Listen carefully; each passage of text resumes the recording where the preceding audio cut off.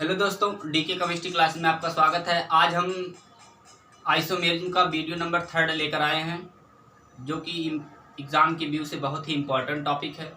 तो आइए हम डिस्कस करते हैं। आज हम डिस्कस करेंगे मेटामेरिज्म और टाटोमेरिज्म के बारे में। ये टॉपिक बहुत ही इम्पोर्टेंट है। आपको टाटोमेरिज्म BSc 3rd ईयर में मिलेगा ऑर्गेनिक केमिस्ट्री में। तो देखिए, इसको आप अगर इसके पहले अगला वीडियो नहीं देखे हैं तो इस वीडियो को आप देखिए। जो जो हमने टॉपिक डिस्कस किया है उस वीडियो में, तो इस वीडियो में हम सिर्फ 2 टॉपिक पर डिस्कस करेंगे, मेटामेरिज्म और टाटोमेरिज्म के बारे में। तो आइए डिस्कस करते हैं। मेटामेरिज्म लिखेंगे in the organic compounds having same molecular formula but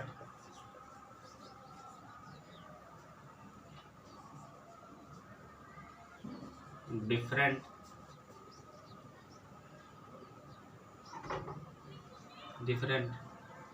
number of carbon chain या carbon atom, number of carbon atom alkyl group. क्या कहेंगे? Alkyl group. एक minute. Alkyl group on either side of functional group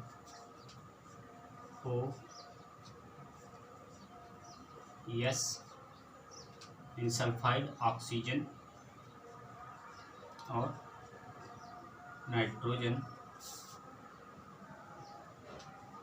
ester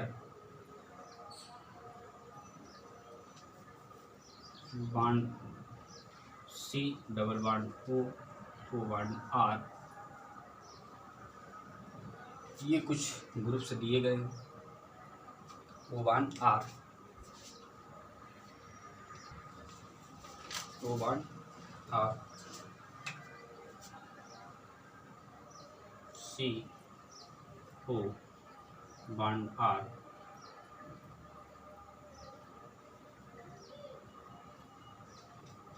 NH2 amide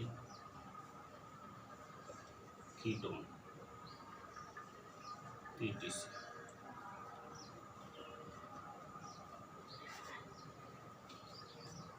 क्या होगा? ETC are called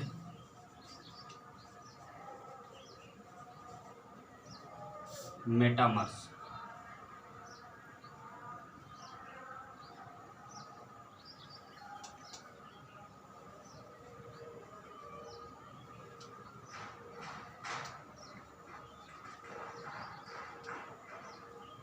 are called metamers in a phenomenon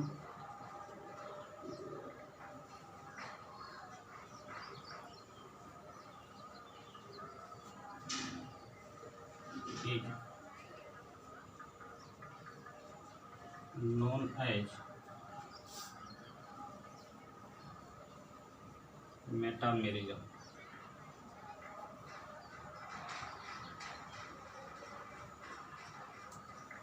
क्या होगा? Metamerism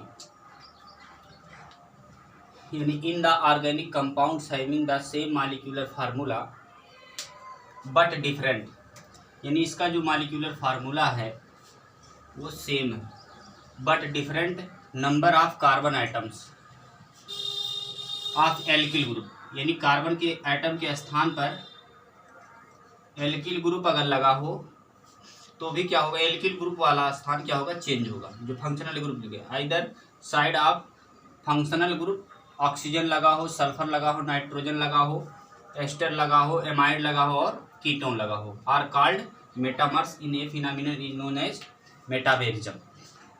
तो इसका मतलब है कि कोई भी किसी भी कंपाउंड पर या किसी भी ग्रुप के साथ इसका जो मॉलिक्यूलर फार्मूला है वो समान होगा, लेकिन उसका जो पोजीशन है वो पोजीशन चेंज होगा। किसी पर फर्स्ट कार्बन पर लगेगा ऑक्सीजन या सल्फर या नाइट्रोजन, एस्टर या कीटोन, कुछ भी जुड़ सकता है। तो और जो इसके बाद दूसरे कार्बन आइटम पर क्या करेगा, जुड़ जाएगा। तो आइए एग्जांपल के थ्रू हम समझ सकते हैं इसका। ही तो आप नोट करेंगे, हिंदी में इसको लिखते हैं, नोट करेंगे आप, लिखेंगे यह मध्यवर्तीयों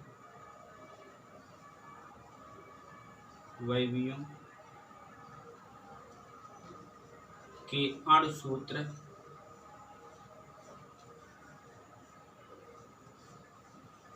समान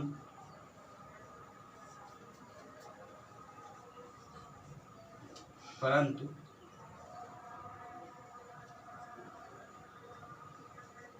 उनमें जुड़े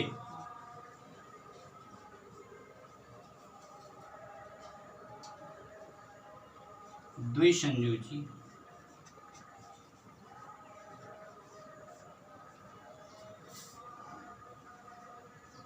के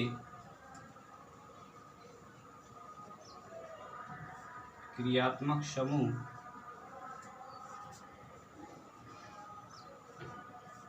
भिन्न भिन्न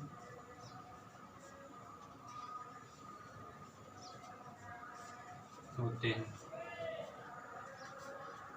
को आप नोट करेंगे, फिर आगे बढ़ते हैं।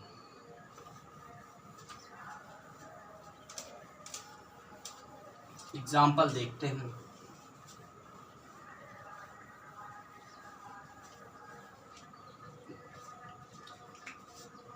पहला एग्जाम्पल C4H10O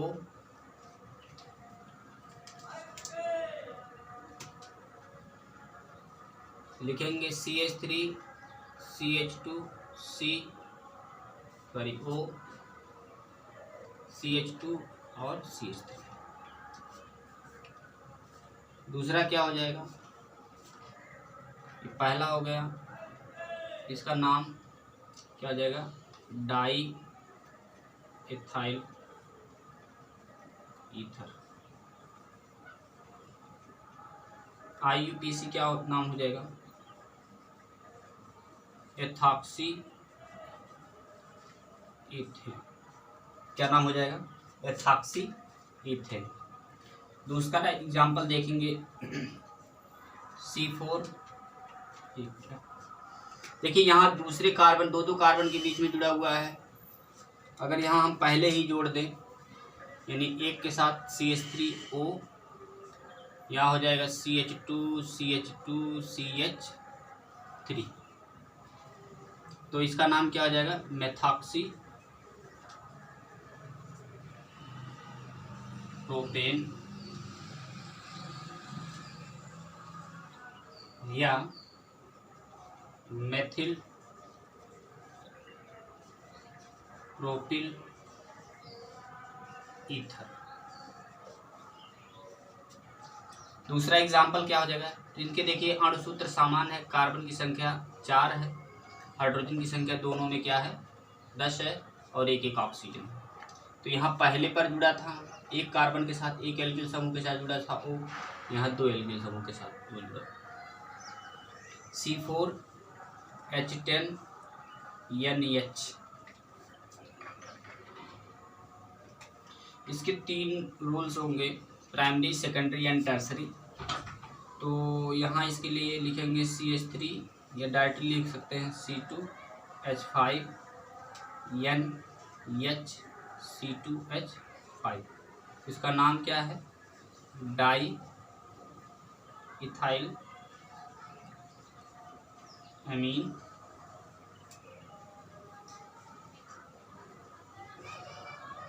ये आपका सेकेंडरी अमीन भी इसको कह सकते हैं, CH3 NaCH3। और दूसरा इसका एग्जाम्पल हो जाएगा CH3 NaC3H7। 7 3 10, 1 carbon 3 carbon 4 carbon 1 NH, तो क्या आ जाएगा? मिथाइल प्रोपाइल अमीन। तो दोनों में क्या है? और सूत्र समान है। 4 कार्बन, यहाँ भी देखिए 2 carbon 2 carbon 4 carbon, 5 hydrogen 5 hydrogen 10 hydrogen हो गए, 1 नाइट्रोजन हो गया, 1 हाइड्रोजन हो गया। वही सिस्टम यहाँ 3 और 7 3 10 हो गए, 10 hydrogen 1 carbon 3 carbon 4 carbon 1 NH, तो ये हो गए। इसको आप नोट करेंगे। अगला एग्जाम्पल पढ़ते हैं।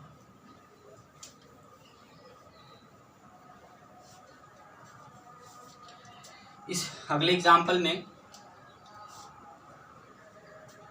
इसमें आपका NH2 यानी प्राइमरी अमीन आ जाएगा,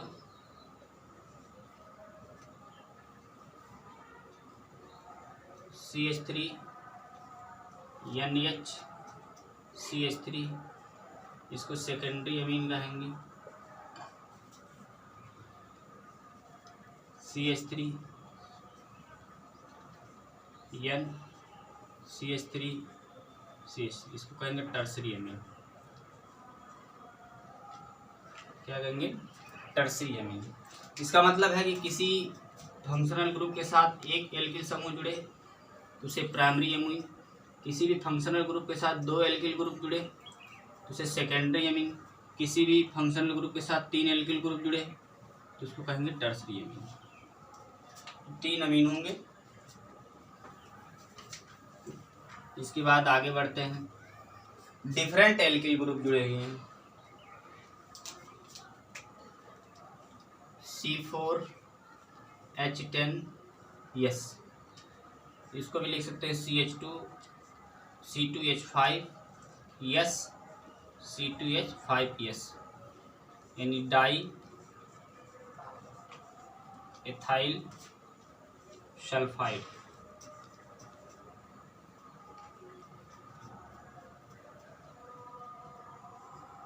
क्या होंगे? सल्फाइड, यानी जिसके साथ ऑक्सीजन ना लगा हो उसके साथ ID, जिसके साथ ऑक्सीजन लगा हो कम हो उसके साथ IT, और जिसके साथ ऑक्सीजन ज़्यादा हो उसके साथ क्या लगता है? AT। तो इसके लिए क्या लग जाएगा? सल्फाइड। इसका दूसरा स्ट्रक्चर देखेंगे आप। दूसरे स्ट्रक्चर में CH3 NH और 3 हाइड्रोजन इधर ला के रख देंगे, यानी C3H7, 3 3 7 3 10 हो गए, 10 हाइड्रोजन 1 कार्बन 3 कार्बन 4 कार्बन और 1 नाइट्रोजन सल्फर रहेगा। यस, तो इसका नाम क्या आ जाएगा? मेथिल प्रोपाइल सल्फाइड, ये नाम हो जाएंगे।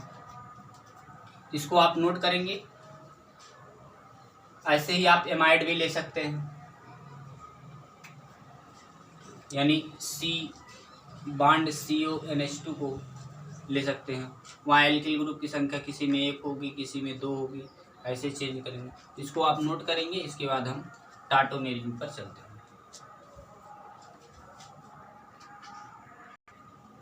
तो अगला हमारा टॉपिक होगा टाटोमेरिज्म। टाटोमेरिज्म को अलग अलग पार्टों में डिवाइड किया गया है। पहला तो टाटोमेरिज्म, इसी को जो है डेस्मोट्रोपियम के नाम से जाना जाता है, कीटोइनाल के नाम से जाना, डायनामिक आइसोमेरिज्म के नाम से जाना जाता है। तो अलग अलग नामों से इसको जाना जाता है। इसका डिफिनेशन देख लेंगे। चला हुआ था, such isomerism two different structure of same molecular formula due to oscillation of a monovalent atom, यानी मोनोवैलेंट एटम में हाइड्रोजन आपके आ जाएंगे, between polyvalent atom is called isomerism. अब इनमें क्या क्या आ सकते हैं, ऑक्सीजन आ सकता है, सल्फर आ सकता है और नाइट्रोजन आ सकता है। ये सभी फंक्शनल ग्रुप इसके अंतर्गत आ सकते हैं। तो एग्जाम्पल हम समझ सकते हैं इसका। हिंदी में अगर आप लिखना चाहेंगे तो हिंदी में भी लिख सकते हैं, नोट कर लेंगे हिंदी वाला, तो आप नोट कर लेंगे। जो संरचनात्मक समअवयवी सरलता से एक दूसरे में परिवर्तित हो जाते हैं और साम्य अवस्था में रहते हैं, उन्हें चलावयवी या चलावयवी ग्रुप कहते हैं। इसका मतलब साम्य अवस्था का मतलब हो गया रिवर्सिबल प्रोसेस। इस प्रोसेस में रहेंगे उन्हें क्या कहेंगे, चलावयवी कहेंगे। एग्जाम्पल में एक एग्जाम्पल इसी पे समझ लेते हैं नीचे। C double bond O H single bond double bond O single bond, यानी इसको 1,3 माइग्रेशन भी कहते हैं।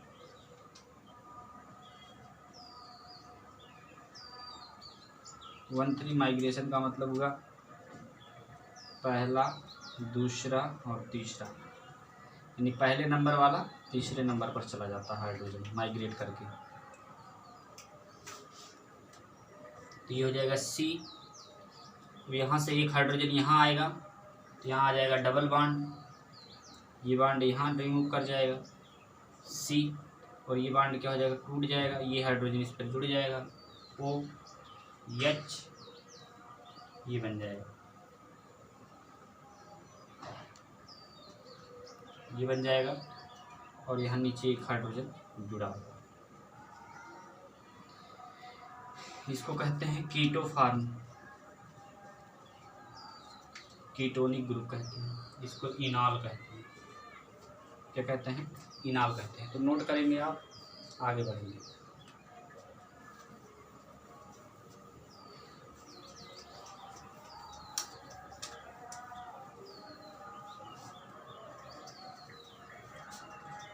ऐसे ही अगला एग्जाम्पल होगा हमारा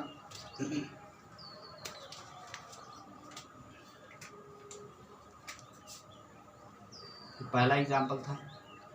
दूसरा example CH3C double bond O CH3, इसका नाम एसीटोन है लेकिन इसको कहेंगे कीटो फॉर्म।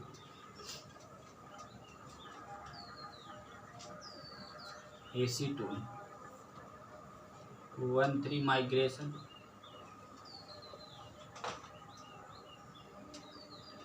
नंबरिंग कर देंगे 1 2 3। इसका मतलब यहाँ वाला हाइड्रोजन दूसरे पर चला जाएगा, CH2 double bond COH CH3, ये ग्रुप बन जाएगा। इसको इनॉल फॉर्म कहेंगे। क्या कहेंगे, इनॉल फॉर्म।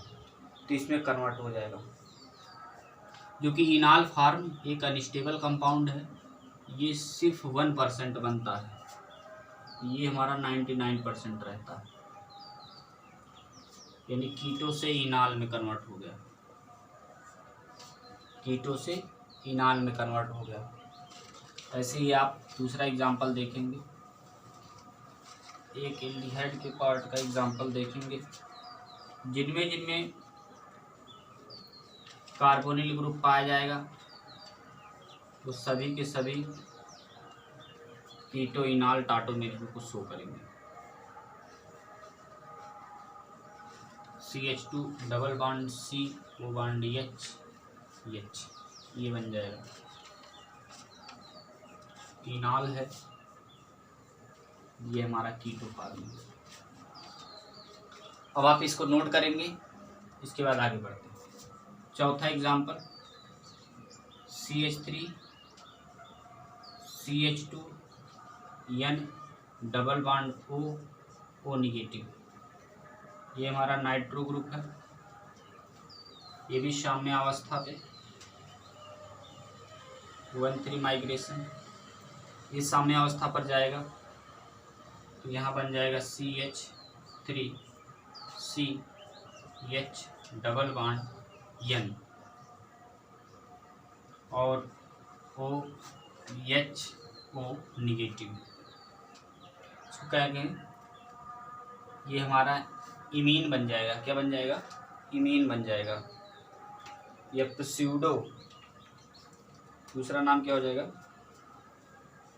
PSEUDO, क्या कहेंगे, प्स्यूडो नाइट्रो ग्रुप। ठीक है, ये बन जाएगा। अगला देखेंगे एग्जाम्पल। इसमें देखिए कुछ करना नहीं, यहाँ से हाइड्रोजन को रिमूव करना है, इस पे आके हाइड्रोजन जुड़ जाएगा, OH इस पे जुड़ जाएगा और यहाँ डबल बॉन्ड कैरेक्टर आ जाएगा। जैसे ये माइग्रेशन किया था तो डबल बॉन्ड कैरेक्टर यहाँ आ गया है और ये बॉन्ड जो डबल बॉन्ड था वो टूट के H पर आ गया। यानी इसका मतलब है कि ये बॉन्ड ऐसे कन्वर्ट हो गया और यहाँ से एक हाइड्रोजन ये रिलीज हो गया, निकल गया, यहाँ जुड़ गया और ये बैलेंस यहाँ आ गई, इस तरह बन गया CH double bond N OH O negative, ये बन गया। अगला एग्जांपल देखेंगे इमीन का। CH3 CH double bond N और इसके बाद क्या लगा देंगे आप, H। इमीन, इमीन को साम्य अवस्था में कन्वर्ट करेंगे।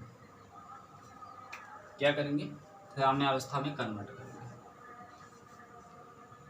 तो ये क्या बन जाएगा, CH2 डबल बॉन्ड, यहाँ वाला हाइड्रोजन रिलीज हुआ है, यहाँ वाला हाइड्रोजन रिलीज होके यहाँ आके जुड़ गया, CH NH, ये बन गया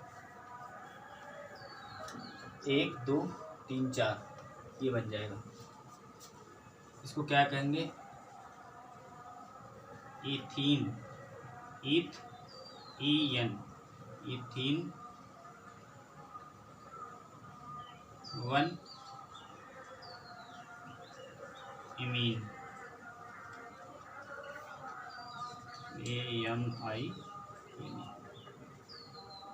या कहेंगे इथीना माइन, क्या कहेंगे, इथीना माइन के नाम से जाना जाएगा। तो आप इसको नोट करेंगे, फिर आगे बढ़ते हैं। नोट कर लीजिए, नोट कर लिए होंगे, आगे बढ़ते हैं।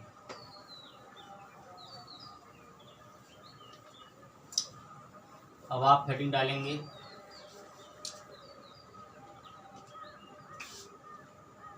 पहली हेडिंग होगी कीटो इज मोर देन इनॉल,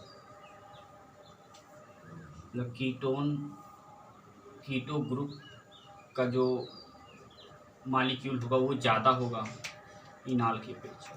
इसके पहले भी आपने पहला एग्जांपल पढ़ा था, मान लीजिए CH3 C double bond O single bond CH3 acetone वाला भी पढ़ा था एग्जांपल।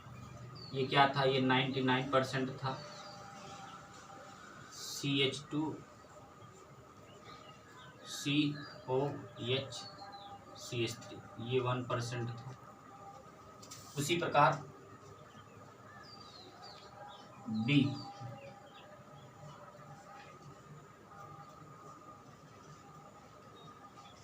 O, ये भी क्या है, माइग्रेशन हुआ, 1 to माइग्रेशन, यानी ये भी कीटो फॉर्म है। ये क्या है, ये 99% है। इसका जब माइग्रेशन होता है तो OH हो जाता है, यहाँ डबल बॉन्ड कैरेक्टर आ जाता है। इसका मतलब है कि इसमें अल्फा हाइड्रोजन प्रेजेंट होना चाहिए। जिनमें अल्फा हाइड्रोजन पाया जाएगा उन्हीं का टाटोमेरिज्म होगा, नहीं तो नहीं होगा। सभी में देख सकते हैं आप, ये हमारा फंक्शनल ग्रुप है। फंक्शनल ग्रुप के बगल वाला कार्बन क्या होता है, अल्फा कार्बन। और इससे जुड़ा हुआ हाइड्रोजन क्या होता है, अल्फा हाइड्रोजन। इधर से भी क्या है, अल्फा। इसका मतलब इस फंक्शनल ग्रुप से 3 3 6 अल्फा हाइड्रोजन जुड़े हुए हैं, तभी माइग्रेशन है। इसका इस पर करेंगे स्ट्रक्चर तो यही स्ट्रक्चर मिलेगा हमको, 1% मिलेगा। उसी प्रकार ये हमारा फंक्शनल ग्रुप है, फंक्शनल ग्रुप से जुड़ा हुआ हाइड्रोजन क्या होता है, अल्फा हाइड्रोजन। आप यहाँ से हाइड्रोजन निकालिए या यहाँ से हाइड्रोजन निकालिए, दोनों एक ही बात होगी। इसका मतलब यहाँ से जब हमने हाइड्रोजन निकाला तो यहाँ डबल बॉन्ड करेक्टर आ गया, क्योंकि वो एच क्या किया है, माइग्रेट करके यहाँ जुड़ गया, ये बन जाएगा। इसका मतलब ये क्या है, इनाल फॉर्म, और इनाल फॉर्म जो कि ये क्या बना है, 1%। तो इसका मतलब कहीं ना कहीं जो हमने रिएक्टेंट के रूप में कीटो फार्म लिया था, वो कीटो फार्म 99% ही बचा है, सिर्फ 1% इनाल बना है। बाकी जो हमारा रिएक्टेंट था वो सभी के सभी रिएक्टेंट पड़े हुए। आगे लिखिए, नोट करेंगे क्वेश्चन।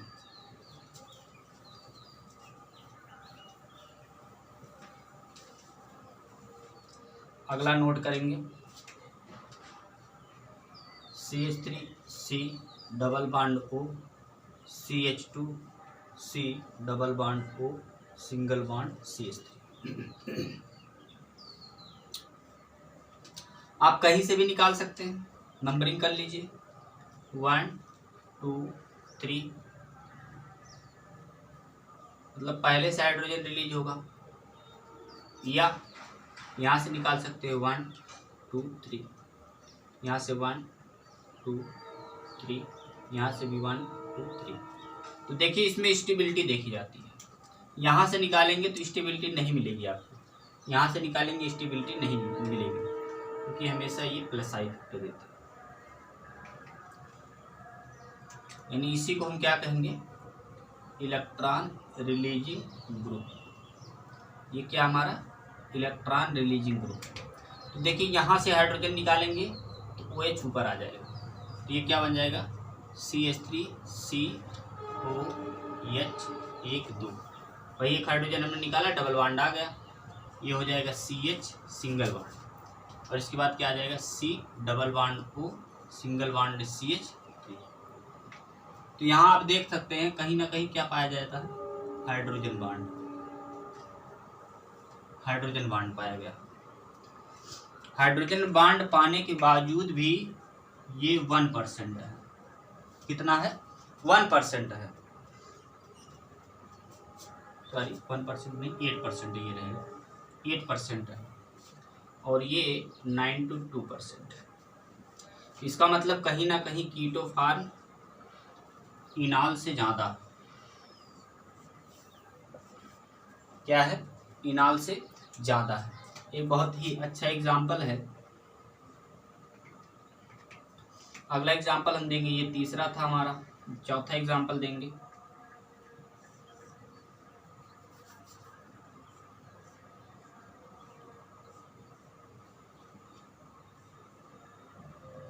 मतलब इस रिंग के साथ एक साइक्लिक स्ट्रक्चर जुड़ा हुआ है, और यहाँ जुड़ा हुआ है डबल बॉन्ड O। ऐसा करते हैं, इसको हटा देते हैं, ये जुड़ा डबल बॉन्ड O, और यहाँ डबल बॉन्ड है, यहाँ डबल बॉन्ड, यहाँ डबल बॉन्ड, ये कंपाउंड है। और इसको जब कन्वर्ट किया गया, यानी माइग्रेशन कहाँ हुआ है, जहाँ जहाँ अल्फा हाइड्रोजन पाया जाएगा वहाँ वहाँ क्या होगा, माइग्रेशन होगा। तो आप देख सकते हैं ये हमारा क्या है, फंक्शनल ग्रुप है, और फंक्शनल ग्रुप के बगल वाला हाइड्रोजन क्या होता है, अल्फा हाइड्रोजन, और इसके बगल वाला यहाँ भी क्या है, अल्फा हाइड्रोजन है, नहीं है, 1 2 3 1 4, यहाँ कोई अल्फा हाइड्रोजन नहीं है। तो यहीं से क्या होगा, माइग्रेट होगा। तो यहाँ से जब माइग्रेट होगा, तो माइग्रेट होने के बाद ये स्ट्रक्चर कुछ इस तरह बन जाएगा, double bond double bond double bond OH, और यहाँ क्या आ जाएगा, डबल बॉन्ड आ जाएगा। तो आप देख सकते हैं ये कौन सा स्ट्रक्चर बन गया, ये इनाल तो बना है, लेकिन इनाल बनने के बाद भी ये क्या है, अनस्टेबल है, क्योंकि ये क्या बन गया, ये एंटी एरोमेटिक बन गया। क्या बन गया है, एंटी एरोमेटिक, क्योंकि पाई इलेक्ट्रॉन की संख्या कितनी होगी, 2 और 2 4, यानी 4 पाई इलेक्ट्रॉन हो गया। और एंटी एरोमेटिक में कुछ रूल्स हमने बताया था इसके पहले। एरोमेटिक अगर आप ना देखे हों वीडियो तो एरोमेटिक वाले वीडियो में देखेंगे आप। हमने बताया था कि ये साइक्लिक होना चाहिए, प्लेनर होना चाहिए और कॉन्जुगेशन होना चाहिए। कॉन्जुगेशन भी है, देखिए double bond single bond double bond single bond double bond, conjugation भी है।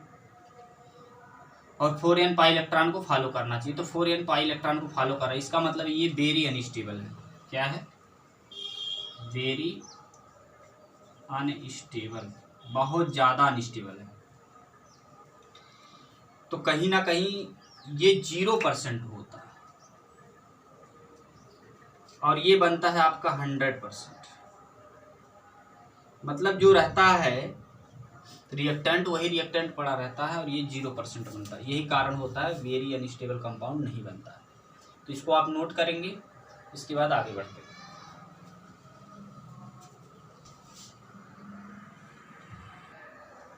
तो इसको आप नोट करेंगे,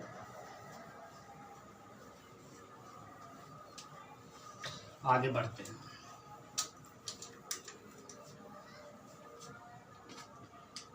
अगला होगा हमारा इनॉल मोर देन कीटोन या कीटो फॉर्म। इसका मतलब इनॉल ज़्यादा हो और कीटोन कम हो। तो एग्जांपल हम ले सकते हैं यहाँ,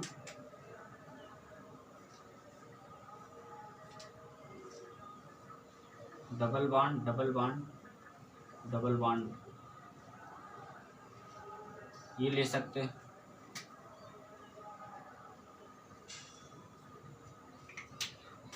अब इसका माइग्रेशन यानी 1 3 माइग्रेशन, अल्फा हाइड्रोजन यहाँ पाया जाएगा, यहाँ अल्फा हाइड्रोजन नहीं है, 1 2 3 अल्फा हाइड्रोजन यहाँ भी है, लेकिन इसको पहले नहीं लिया जाता, इसको दिया जाता है क्योंकि यहाँ 2 अल्फा हाइड्रोजन। क्यों नहीं लिया जाता अब इसके लिए बता दें। तो यहाँ 1 3 माइग्रेशन 1 2 3 माइग्रेशन होगा तो कुछ इस तरह बन जाएगा compound, double bond double bond double bond O bond H, यानी इनॉल, जो कि ये क्या होगा लगभग 100%। और ये हमारा कीटो बना। देखिए यहाँ से अगर आप रिमूव करेंगे, अगर यहाँ से हाइड्रोजन रिमूव करेंगे तो स्ट्रक्चर कुछ इस तरह मिलेगा, डबल बॉन्ड और एक हाइड्रोजन यहाँ से जाएगा, यहाँ मिलेगा OH। यही कारण होता है यहाँ से हाइड्रोजन नहीं रिमूव होता है, क्योंकि ये क्या हो जाएगा वेरी अनस्टेबल। और रिंग कभी नहीं चाहता है कि ये डबल बॉन्ड पास हो, इसीलिए ये स्ट्रक्चर क्या हो जाता है, गलत हो जाता है। तो ये बन जाता है। इसके बाद अगला एग्जाम्पल हम देखेंगे, double bond O double bond O double bond O, इनका भी माइग्रेशन करेंगे। देखिए यहाँ हाइड्रोजन है, इन पर हाइड्रोजन है, इन पर हाइड्रोजन, तो क्या होगा 1 2 शिफ्टिंग यहाँ भी 1 2 3 1, क्या होगा 1 2 3, यहाँ भी क्या होगा 1 2 3, सब पर 1 2 3 शिफ्टिंग करवा दीजिए। तो जब शिफ्टिंग करवा देंगे तो सभी पे क्या आ जाएंगे, OH OH OH आने के बाद, यानी यहाँ से हाइड्रोजन रिमूव हुआ है तो यहाँ डबल बॉन्ड, यहाँ से हाइड्रोजन रिमूव हुआ है यहाँ डबल बॉन्ड, यहाँ से हाइड्रोजन रिमूव हुआ है यहाँ डबल बॉन्ड। इसका मतलब ये क्या होगा 6 पाई इलेक्ट्रॉन, जो कि क्या होगा, ये भी क्या होगा 100% इन अल्फा, क्योंकि ये क्या होगा मोस्ट स्टेबल। और वही सिस्टम यहाँ भी है, ये भी क्या है स्टेबल, ये बन जाएंगे, नोट कर लेंगे आप।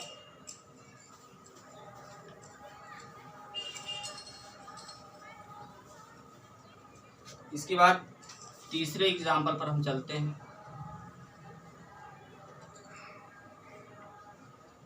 तीसरा एग्जाम्पल कुछ हमारा इस तरह है। इनके बीच क्या हो रहा है? रिपल्सन। क्या हो रहा है? इनके बीच रिपल्सन हो रहा है, बहुत ज़्यादा रिपल्सन होगा।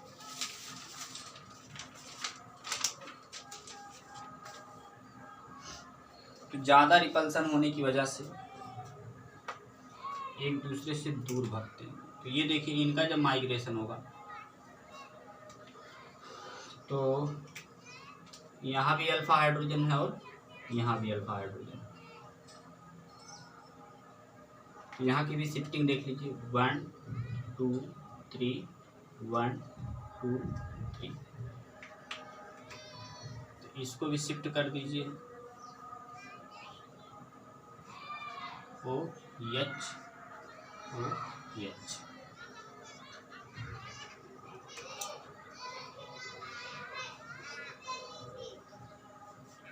कुछ इस तरह स्ट्रक्चर बन जाएगा और इनके अंदर डबल बॉन्ड यहाँ, डबल बॉन्ड यहाँ। तो इनके बीच हाइड्रोजन बॉन्ड बनेगा और इनके बीच हाइड्रोजन बॉन्ड बन जाएगा, यानी H बॉन्ड। ये भी क्या होंगे? 100%। क्या होंगे? 100% ये भी बनेंगे। ये हमारा कीटो है, ये हमारा इनाल है। एक लास्ट एग्जांपल इस पर देखेंगे, HC double bond O CH2 C double bond O H। इनका माइग्रेशन करेंगे जब, तो यहाँ भी 1 1 2 3 1 2 3, एक का माइग्रेशन करेंगे तो क्या बन जाएगा? HCOH double bond CH single bond double bond O single bond. यहाँ भी हाइड्रोजन बॉन्ड पाएगा। इसका मतलब ये 84%, ये 16% आता है। ये कीटो है, ये हमारा इन है। तो आप नोट करेंगे, इसके बाद अगले टॉपिक पर बढ़ते हैं। नोट कर लिए होंगे, आगे बढ़ते हैं।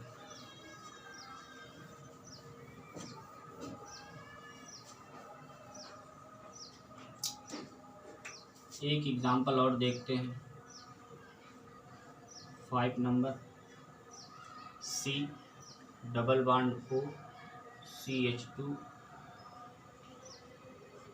C double bond O।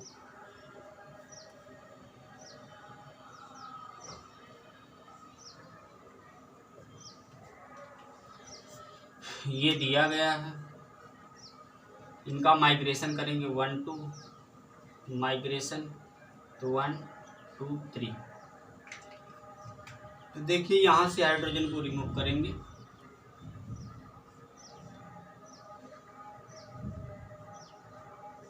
ये कुछ इस तरह बन जाएगा, COH double bond CH single bond C double bond O, और इससे आपका रिंग पूरा।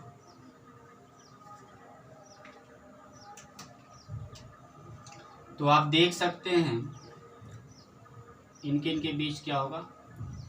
H बॉन्ड पाया जाएगा। तो ये भी लगभग आपके 96 या 76% बनेंगे, और 24%, जो कि ये क्या है? ये आपका कीटो है और ये आपका इनाल है। तो वीडियो काफ़ी बड़ी हो गई है। इसके बाद जब हम नेक्स्ट लेक्चर में स्टीरियो आइसोमेरिज में लेके आएंगे तो उसमें इसके बारे में और डिटेल से बताएंगे। अगर आपको वीडियो अच्छा लगा हो तो लाइक करें, सब्सक्राइब करें, बेल आइकन को दबाएं, और अगले वीडियो में हम पुनः मिलेंगे स्टीरियो आइसोमेरिज के साथ, और कुछ इसके एग्जाम्पल लेकर आगे अगले वीडियो में मिलेंगे। तो वीडियो लाइक करें, सब्सक्राइब करें, बेल आइकन को। बहुत बहुत धन्यवाद।